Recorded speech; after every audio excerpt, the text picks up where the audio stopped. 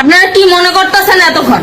আপনাদের সাথে আইসা এসে কথা বলতেছে, আপনারা আইসা এসে বাবা খায় আমি কি দোষ করছি? ভাই আমি মদ খাই, আমার লাইসেন্স আছে, আমার লাইসেন্স করা, আমার বাড়ির লাইসেন্স করা, আমি মদ খাই। আচ্ছা, আপনার নাম কি? একটু সুন্দর করে তাকেন তো, সুন্দর উঠবো ছবি। বাড়ি কোথায়? ঢাকা মিরপুর। ঢাকা মিরপুর। বাবার নাম কি? বাবার নামে বলা লাগবে? কি না বাবার নাম বলেন? রহমান। রহমান। মায়ের নাম?